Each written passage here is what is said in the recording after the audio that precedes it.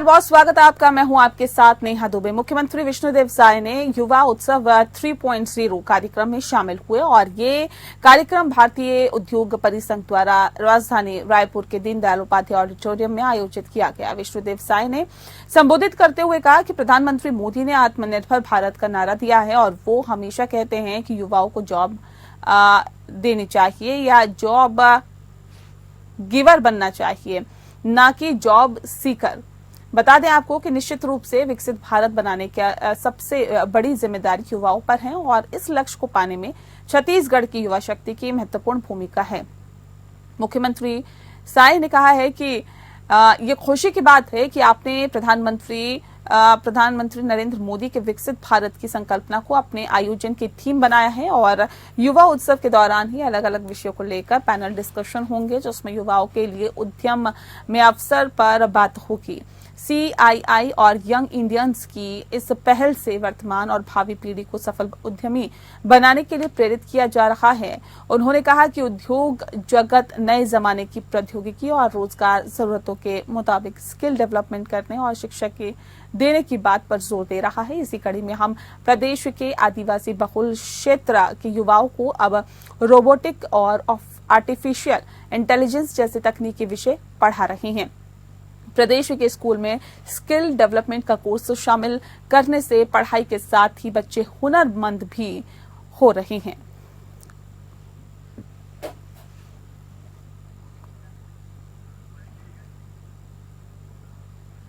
छत्तीसगढ़ मंत्री परिषद की बैठक सीएम विष्णुदेव साय की अध्यक्षता में हुई और राज्य ग्रामीण एवं अन्य पिछड़ा वर्ग विकास प्राधिकरण, सरगुजा क्षेत्र आदिवासी विकास प्राधिकरण, अनुसूचित जाति विकास प्राधिकरण, मध्य क्षेत्र आदिवासी विकास प्राधिकरण और बस्तर क्षेत्र आदिवासी विकास प्राधिकरण के पुनर्गठन आदेश में संशोधन के प्रस्ताव का अनुमोदन किया गया। राज्य मंत्रिमंडल ने राज्य में गठित 5 विकास प्राधिकरणों के पुनर्गठन आदेश में आंशिक रूप से संशोधन की मंजूरी दी है और इस संशोधन से 5 प्राधिकरणों में जनप्रतिनिधित्व का दायरा काफी विस्तृत किया गया है। 5 प्राधिकरणों में अब राज्य मंत्रिमंडल के सभी मंत्रीगणों को सदस्य के रूप में शामिल करने के साथ ही संबंधित क्षेत्र के राज्यसभा, लोकसभा के सांसद एवं प्राधिकरण क्षेत्रों के जिला पंचायत अध्यक्षों को अब इनका सदस्य बनाया गया है। 5 प्राधिकरणों में प्रमुख सचिव, सचिव आदिम जाति तथा अनुसूचित जाति विकास विभाग को सदस्य के रूप में शामिल किया गया है। शेष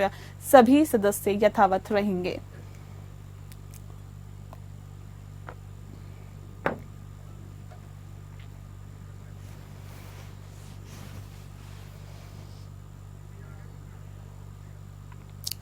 नेशनल हाईवे 30 रायपुर जबलपुर मार्ग को किसानों ने जाम कर दिया है। छत्तीसगढ़ समृद्ध किसान संघ के बैनर तले 13 सूत्रीय मांगों को लेकर भोरमदेव सहकारी शक्कर कारखाना के सामने अपनी मांगों को लेकर सैकड़ों किसान जाम लगा चुके हैं। बता दें कि इसके बाद नेशनल हाईवे मार्ग पर गाड़ियों की लंबी कतार लग गई है। राहगीरों को हो रही है भारी परेशानी। बड़ी संख्या में सुरक्षाकर्मी मौजूद है। किसानों की प्रमुख मांग है गन्ना का बोनस, प्रोत्साहन राशि एवं रिकवरी राशि किसानों के खाते में एकमुश्त डालने समेत विभिन्न मांगों को लेकर प्रदर्शन किया जा रहा है।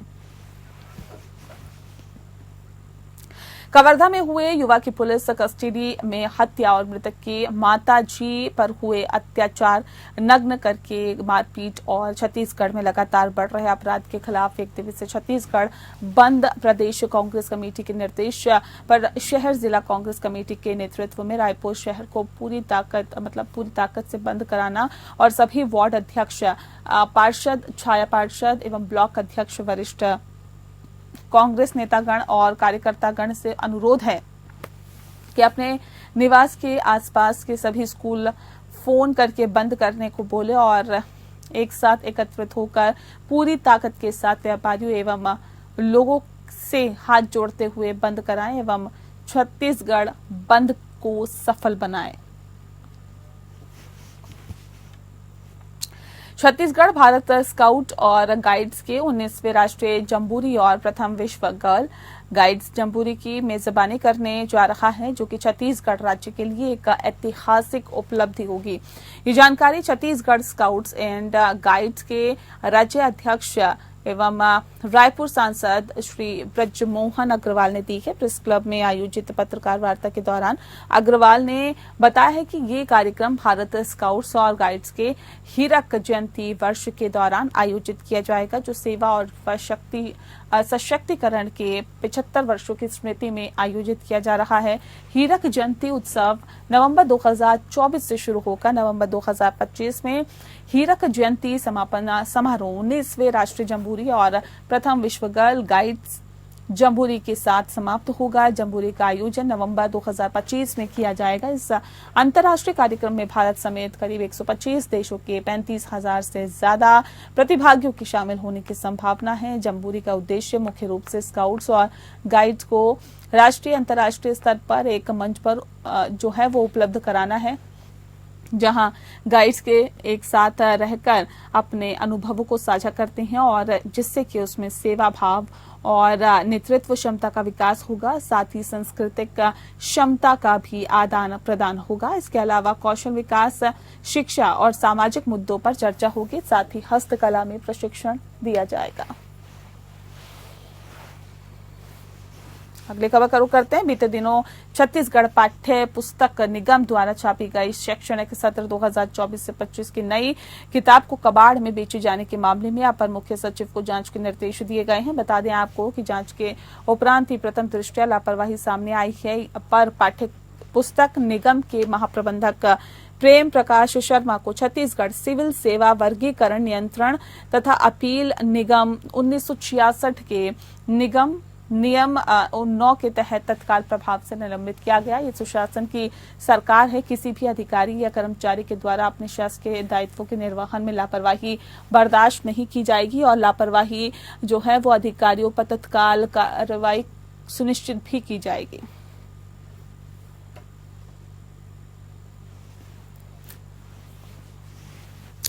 छत्तीसगढ़ का नाम पूरे विश्व में रोशन करने वाली पंडावनी आपको बता दें कि पंडावनी की प्राय तीजन बाई इन दोनों गंभीर बीमारियों से पीड़ित है। पिछले कई महीनों में सेवा इस स्थिति में बिस्तर पर है। घर वाले का कहना है कि उनकी मानसिक स्थिति एक बच्चे की जैसी हो गई है। सर में खून के थक्के जम जाने की वजह से अब उन्हें कुछ भी याद नहीं रहता है। उनकी स्मरण शक्ति पूरी तरह से कमजोर हो गई है। 1988 में भारत सरकार ने उन्हें पद्मश्री से सम्मानित किया और वहीं 1996 में उन्हें संगीत नाट्य अकादमी अवार्ड भी दिया गया। सम्मान और पुरस्कारों की लंबी श्रृंखला आप तीजन बाई के निवास स्थान पर भी देख सकते हैं। उन्हें भिलाई संयंत्र नौकरी भी मिली थी। 2003 में तीजन बाई को बिलासपुर के गुरु घसीदास विश्वविद्यालय ने डीलिट से सम्मानित किया था।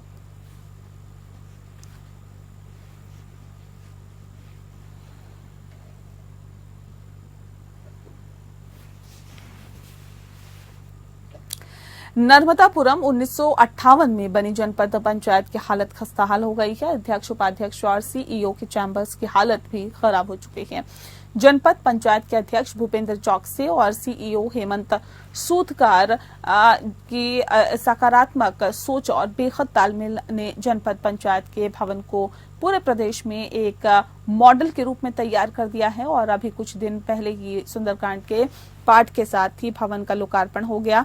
नए रूप में तैयार हुए जनपद पंचायत के भवन को देखने के लिए हर दिन बड़ी संख्या में लोग पहुंच रहे हैं, जिसमें सांसद दर्शन सिंह चौधरी, राज्यसभा सांसद माया नारोलिया, विधायक डॉक्टर सीता सरन शर्मा, प्रशासनिक अधिकारी आ रहे हैं। वरिष्ठ अधिकारी भी इस तरह की कार्यशैली की प्रशंसा करते हुए अन्य जनपदों के अधिकारियों को सीख लेने की जरूरत बता रहे हैं। बता दें आपको कि वास्तव में जनपद अध्यक्ष भूपेंद्र चौकसे व सीईओ हेमंत सूत्रकार की जोड़ी की सकारात्मक सोच का ही कमाल है कि जनपद पंचायत के सभागृह, अध्यक्ष, सीईओ के चैम्बर, गैलरी, कॉर्पोरेट दफ्तर के समान बन गए हैं और ऐसे में पुराने भवन को नए लुक में कुछ इस तरह तैयार किया गया है कि पूरा निर्माण कार्य आकर्षक लग रहा है।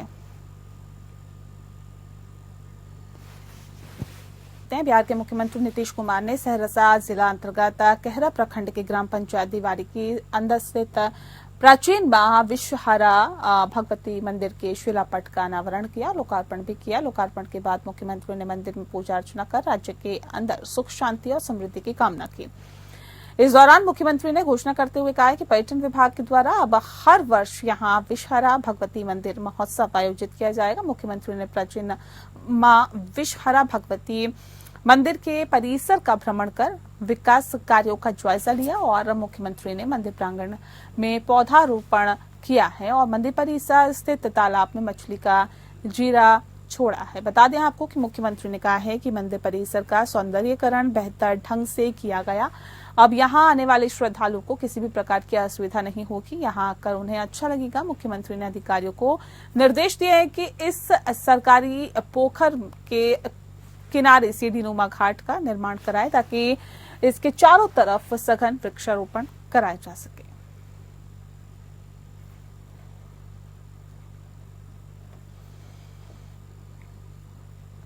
भागलपुर के ऐतिहासिक स्थल सैंडिस कंपाउंड में प्रमंडल स्तरीय 2 दिवसीय नियोजन मेले का आयोजन किया गया, जहां पर नियोजन मेले का उद्घाटन श्रम संसाधन सह प्रभारी मंत्री संतोष कुमार सिंह, भागलपुर सांसद और क्षेत्रीय विधायक ने संयुक्त रूप से किया और दीप प्रज्वलित करके 2 दिवसीय मेले का शुभारंभ किया गया। इस दौरान रोजगार मेले में उपस्थित लोगों को संबोधित करते हुए श्रम संसाधन मंत्री ने कहा है कि पहले रोजगार की तलाश में बिहार के युवा दिल्ली मुंबई से जाकर वापस जाया करते थे, वहां उन्हें कंपनी की जटिल प्रक्रिया समझ में नहीं आती थी। अब उन्हें रोजगार दिलाने के लिए यही कंपनियों को बुलाकर नियोजन मेला लगाकर बेरोजगार युवाओं को रोजगार दिलाने का काम किया जा रहा है। मंत्री ने कहा है कि मुख्यमंत्री नीतीश कुमार ने हर गांव हर गली में बच्चों को तैयार करने के लिए कौशल विकास मिशन लाया है ताकि लोगों का सपना साकार हो सके।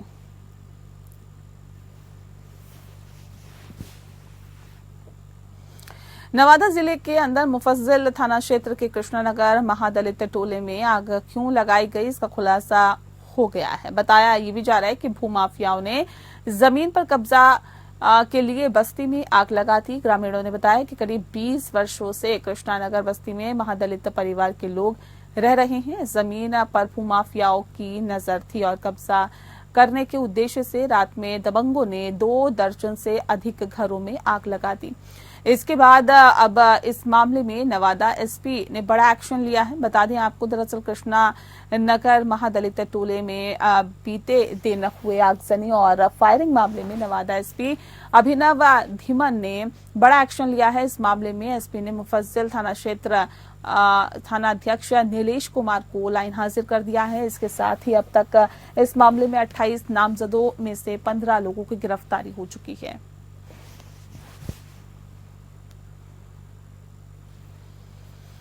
कैमूर जिले के अंदर कर्मनासा नदी उफान पर है, जिसका नतीजा ये है कि क्षेत्र बाढ़ से डूब चुका है, जिस कारण यूपी बिहार का संपर्क भी टूट गया है। पानी का बहाव काफी तेज बताया जा रहा है और कोई भी अप्रिय घटना ना हो इसके लिए कैमूर जिला प्रशासन ने पुलिस की तैनाती कर दी है। दुर्गावती प्रखंड के ककरैत चेक पोस्ट के समीप कर्मनासा नदी का जलस्तर बढ़ने के कारण पानी सड़क पर आ गया है। पानी का बहाव तेज होने की वजह से यूपी बिहार का संपर्क टूट गया है, जिस कारण बिहार से यूपी जाने वाले, चाहे यूपी से बिहार जाने वाले जो लोग हैं वो फंसे हुए हैं। राहगीरों को लगभग 40 किलोमीटर की दूरी तय कर अपने गंतव्य स्थान पर जाना होगा।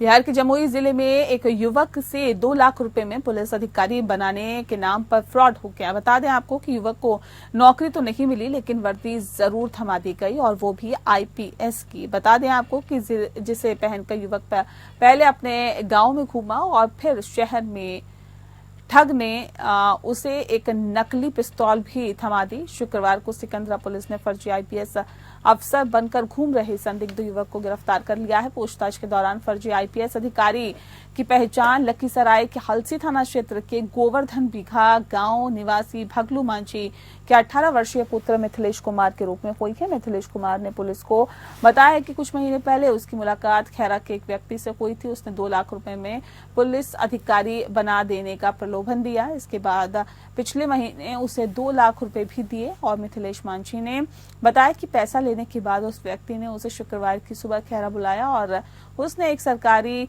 स्कूल में उसे पुलिस की वर्दी लाकर दी और वहां से वर्दी पहनकर मिथिलेश मांझी अपने घर चला गया।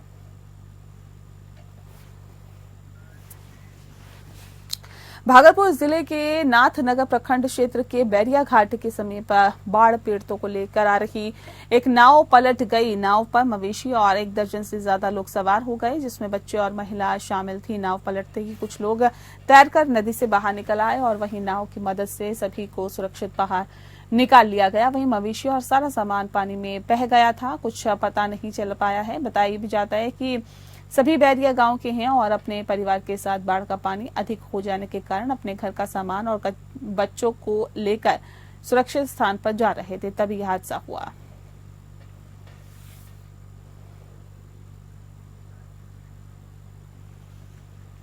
भागलपुर में लगातार गंगा के जलस्तर में वृद्धि हो रही है। गंगा खतरे के निशान से 45 सेंटीमीटर ऊपर बह रही है। इसको लेकर अब ग्रामीण क्षेत्र के बाद शहरी क्षेत्र में भी गंगा पानी का प्रवेश कर चुका है। भागलपुर के तिलका मांझी विश्वविद्यालय के कैंपस में भी गंगा का पानी प्रवेश कर दिया है और विश्वविद्यालय के senate hall, PG girls college और हॉस्टल समेत कई विभागों में गंगा का पानी घुस गया है। बताया भी जा रहा है कि जिस तरह से गंगा का पानी घुसा है उसके बाद कई सवाल खड़े होने लगे हैं, लेकिन विश्वविद्यालय में गंगा का पानी घुसने से छात्र छात्राओं के साथ ही विश्वविद्यालय कर्मचारियों को भी आने जाने में काफी परेशानियों का सामना करना पड़ रहा है।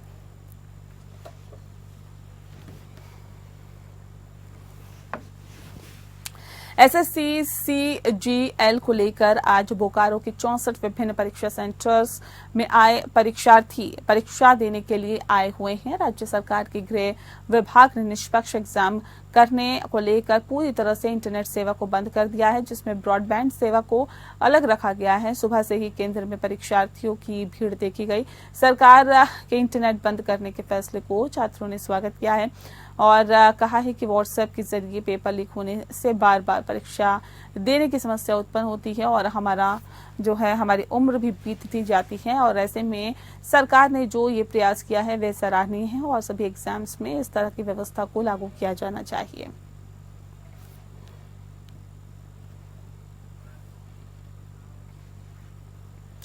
बोकारो स्टील के आवासीय परिसर में अतिक्रमण एक बड़ी समस्या है। इसको लेकर बोकारो स्टील के टाउन एडमिनिस्ट्रेटिव विभाग ने मुहिम छेड़ दी है। इसको लेकर अधिकारी और कर्मचारियों का विरोध का सामना भी करना पड़ रहा है। ऐसा ही एक मामला सेक्टर 8 में सामने आया, जहां पर अवैध रूप से रह रही एक महिला के घर का बिजली पानी कनेक्शन काटने पहुंचे अधिकारी और कर्मियों को महिला का विरोध का सामना करना पड़ा। महिला पूरे आक्रोश में दिखाई थी और अधिकारियों को बुरा भला कहते हुए भी नजर आई। हालांकि अधिकारियों ने बिजली पानी काटकर जल्द ही घर खाली करने का निर्देश भी दिया। बोकारो स्टील इलाके में अवैध अतिक्रमण और अवैध कब्जा बोकारो स्टील के लिए समस्या बनी हुई है। बोकारो स्टील ने अतिक्रमण और अवैध कब्जा हटाने का जिम्मा रिटायर्ड कर्नल राजेंद्र सिंह शेखावत को दिया है। और इसी के साथ फिलहाल इस बुलेटिन में इतना ही। नमस्कार।